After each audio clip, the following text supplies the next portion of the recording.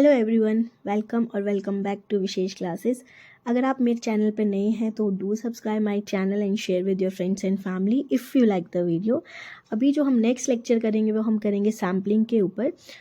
ये बेसिकली वैसे marketing research का चल रहा है, मतलब सब्जेक्ट चल रहा है, पर सैम्पलिंग इज़ लाइक कि आप कहीं पे भी, मतलब कि अगर कोई मास्टर कर रहा है तो उसके मतलब हर एक के लिए इम्पॉर्टेंट है, या चाहे वो नेट का पेपर हो या फिर आपका पोस्ट ग्रेजुएशन के एग्ज़ाम हो। ठीक है, तो ये ज़रूरी नहीं है कि सिर्फ मार्केटिंग रिसर्च वाले ही इसको देखें। अगर आप एमकॉम, एमबीए या फिर कुछ भी एमटेक भी कर रहे हैं तब भी ये आपको हेल्प करेगा, या फिर नेट की तैयारी कर रहे हैं तब भी ये टॉपिक आपको हेल्प करेगा। इट जस्ट एट कि यहाँ पे कंटेंट है जो आपको एग्ज़ाम में लिखने के लिए हेल्प करेगा। ठीक है, तो हम इसके अलावा मैं मार्केटिंग रिसर्च पे ऑलरेडी और भी वीडियोज़ अपलोड कर चुकी हूँ, तो अगर आपने वो लेक्चर नहीं देखे हैं तो उनका लिंक आपको डिस्क्रिप्शन पे मिल जाएगा। दूसरी चीज़, अगर आपको लगता है कि मेरी स्पीड थोड़ी फास्ट है तो आप यूट्यूब के थ्रू स्पीड को थोड़ा कम कर सकते हैं, क्योंकि this is my normal speed. ठीक है, तो अगर कुछ समझ नहीं आ रहा तो आप मुझे कमेंट बॉक्स में बता सकते हैं, और अगर आपको ऐसा लगता है कि कोई और सब्जेक्ट है जो मुझे कराना चाहिए तो आप वो भी मुझे कमेंट बॉक्स में बता सकते हैं। प्लीज़ गिव योर फीडबैक, क्योंकि इससे मुझे मोटिवेशन मिलता है। तो हम शुरू करते हैं सैम्पलिंग। देखो, सैम्पलिंग बहुत इंपॉर्टेंट कंसेप्ट है जब भी हम रिसर्च की बात करते हैं। ठीक है, सैम्पलिंग में बेसिकली क्या होता है कि आपने कुछ नंबर ऑफ़ एलिमेंट्स लिए हैं एक लार्जर ग्रुप से। ठीक है, और एक्सपेक्ट कर रहे हो कि वो जो इन्फॉर्मेशन आपको स्मॉल ग्रुप से आएगी वही आपकी जजमेंट होगी लार्ज ग्रुप के लिए भी।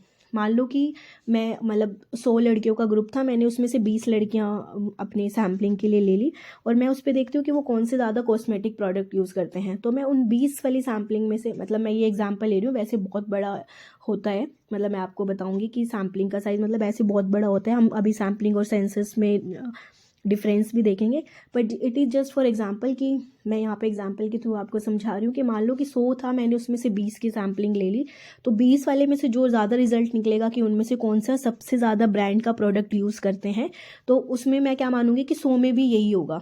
तो ये मतलब यहाँ पे इसने बोला है। ठीक है, तो हम सैम्पलिंग बेसिकली इसलिए यूज़ करते हैं।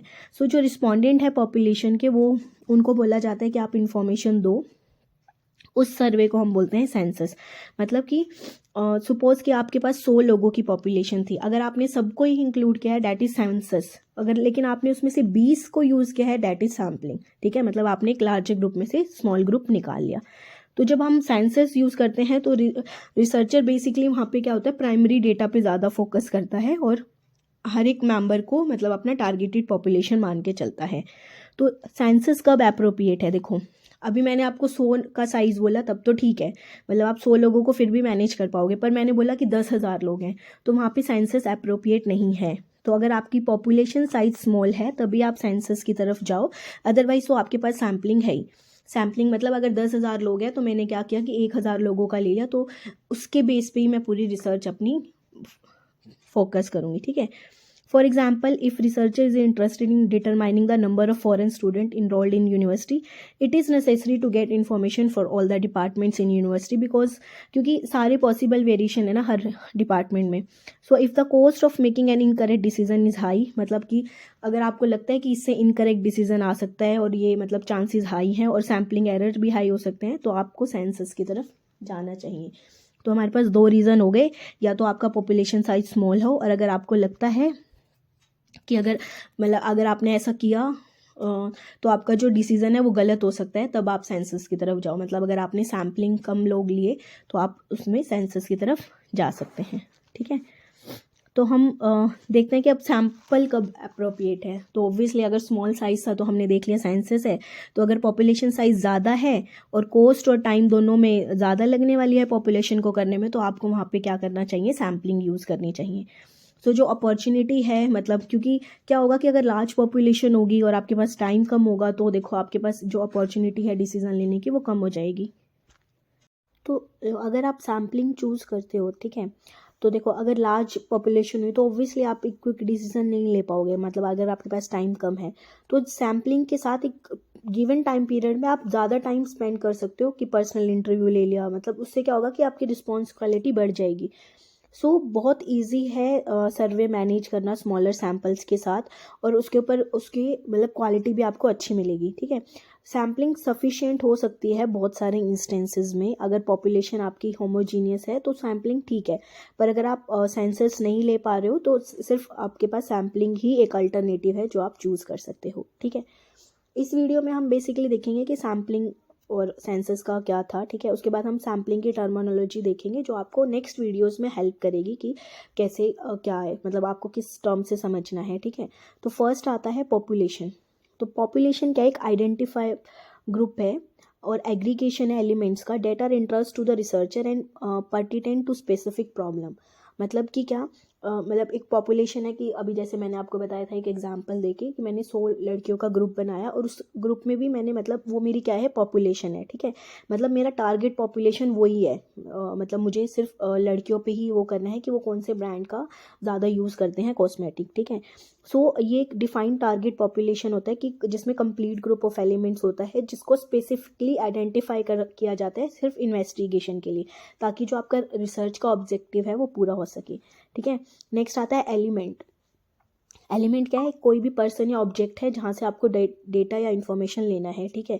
सो एक रिसर्च क्या है एक एलिमेंट, रिसर्च में एलिमेंट क्या है एक पर्टिकुलर प्रोडक्ट है या ग्रुप ऑफ इंडिविजुअल्स है। वो यूनिक भी हो सकता है, काउंटेबल भी हो सकता है, और जब हम उनको जोड़ेंगे तो वो पूरी क्या बनाएगा एक होल टारगेट पॉपुलेशन। मतलब कि 100 लड़कियों में से अगर एक लड़की को मैं देखूँ तो वो क्या है मेरा एलिमेंट, अगर मैं ग्रुप ऑफ 10 लड़कियों को देखूँ तो वो भी मेरा एक क्या है एलिमेंट। अब जब मैं इन सबको ऐड कर दूंगी तो वो मेरी क्या बन जाएंगी पॉपुलेशन, डैट इज जितना मैंने लिया था, मतलब वो 100 लड़कियों का ग्रुप, ठीक है। सो target population element must include a particular consumer product, specific group of people और स्पेसिफिक ऑर्गेनाइजेशन। अब जो आपकी टारगेट पॉपुलेशन है उसमें क्या होता है एक पर्टिकुलर कंज्यूमर प्रोडक्ट ही रहेगा, एक स्पेसिफिक ग्रुप रहेगा और एक स्पेसिफिक ऑर्गेनाइजेशन रहेगी, ठीक है। नेक्स्ट आता है सैम्पलिंग यूनिट। सैम्पलिंग यूनिट क्या है टारगेट पॉपुलेशन एलिमेंट है जो आपके पास अवेलेबल है सिलेक्शन के लिए ड्यूरिंग द सैम्पलिंग प्रोसेस।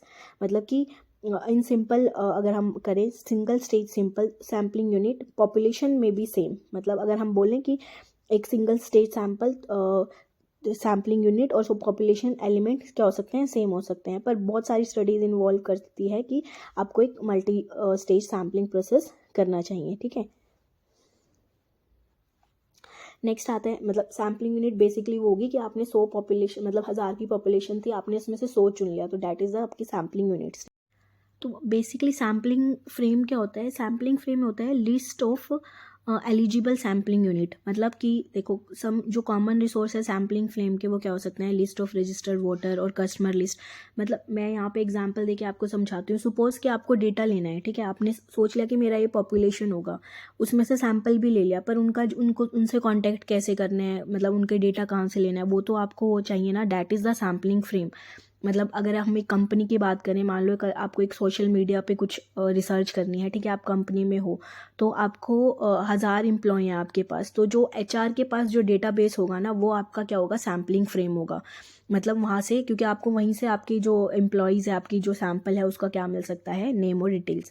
सो कुछ स्पेशलाइज्ड कमर्शियल कंपनी है जो मतलब डेवलप करती है डेटाबेस जिसमें नेम एड्रेस और टेलीफोन नंबर होता है, पर ये बहुत एक्सपेंसिव होता है और बहुत मतलब डिफ़िकल्ट होता है कि कोई रिसर्चर इसको ले पाए या फिर कुछ और। सो इस सिचुएशन में जो रिसर्चर क्या करता है एक ऑल्टरनेट मेथड यूज़ करता है, जैसे कि रैंडम डिजिट डायलिंग करना या फिर लोकेशन सर्वे करना ताकि वो अपना सैम्पल क्रिएट कर सके। सो जो सैम्पलिंग फ्रेम होता है वो ऑपरेशनल पॉपुलेशन होता है जहाँ पे आपका सैम्पल लिया जाएगा। मतलब आइडियल सिचुएशन में जो आपकी ऑपरेशनल पॉपुलेशन होती है वो यही होती है, जो टारगेट पॉपुलेशन फ्रेम होता है और सैम्पलिंग फ्रेम होता है वो सेम है। तो वो सिचुएशन जहाँ पे आपकी सैम्पलिंग फ्रेम जितनी भी एलिजिबल सैम्पल यूनिट है वो क्रिएट करती है और कुछ एडिशनल भी हो जाए तो उसको हम क्या बोलते हैं ओवर रजिस्ट्रेशन बोलते हैं। पर ओवर रजिस्ट्रेशन और अंडर रजिस्ट्रेशन आपको कभी भी सैम्पलिंग में नहीं करना है। सो अगर आपकी जो सैम्पलिंग और जब आपकी सैम्पलिंग यूनिट एक्सीडेंटली रह जाती है सैम्पलिंग फ्रेम में तो हम उसको अंडर रजिस्ट्रेशन बोलते हैं। तो आपको इन्हीं दो कंडीशन को क्या करना है अवॉइड करना है। तो आई होप आपको ये सैम्पलिंग फ्रेम समझ में आया होगा। नेक्स्ट आता है सैम्पलिंग गैप। सैम्पलिंग गैप देखो क्या है कि बोथ ओवर रजिस्ट्रेशन या under registration factor create sampling gap.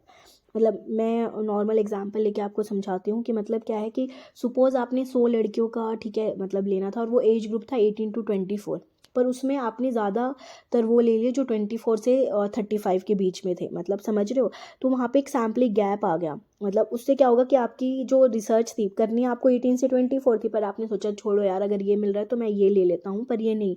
जितना आपका ज़्यादा सैम्पलिंग एरर होगा ना उतना, मतलब टारगेट पॉपुलेशन जितनी आपकी सैम्पलिंग गैप ज़्यादा होगा उतना ही आपका सैम्पलिंग एरर भी ज़्यादा रहेगा, और वही आपका जो रिसर्च होगा तो उसका रिजल्ट भी, जो आपका ऑब्जेक्टिव है वो उसको अचीव नहीं कर पाएगा।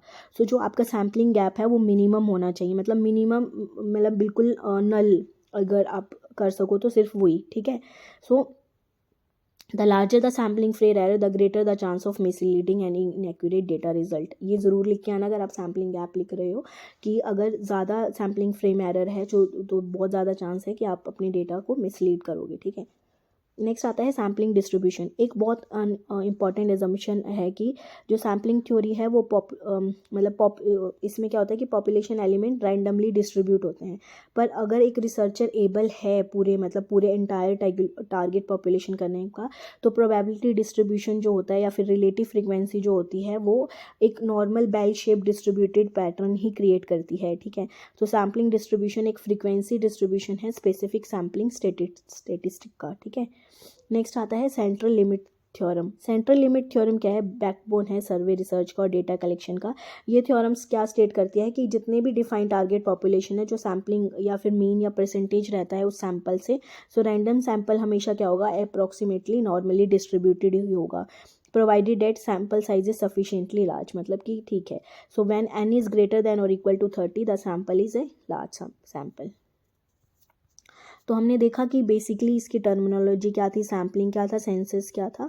ये चीज़ें आपको आगे ये टर्मिनोलॉजी आ भी सकती है, या फिर कुछ 3 या 4 नंबर में आपसे कुछ पूछ भी सकते हैं, जैसे सैम्पलिंग गैप पूछ लिया, या फिर एलिमेंट पूछ लिया, पॉपुलेशन पूछ लिया, या फिर ये सेंट्रल लिमिट थ्योरम पूछ ली। तो आपको ये चीज़ें समझनी है, और हम जो नेक्स्ट लेक्चर में करेंगे वो हम देखेंगे कि सैम्पलिंग क्यों ज़रूरी है और किस किस तरीके से आप सैम्पलिंग कर सकते हो, प्रोबेबिलिटी, नॉन प्रोबेबिलिटी डिस्ट्रीब्यूशन, हम सब देखेंगे। तो अगर आपको ये वीडियो अच्छी लगी तो do share with your friends and family, और अगर आप कोई फीडबैक है तो प्लीज़ मुझे कमेंट बॉक्स में बताएं। मिलते हैं नेक्स्ट वीडियो में। Thank you.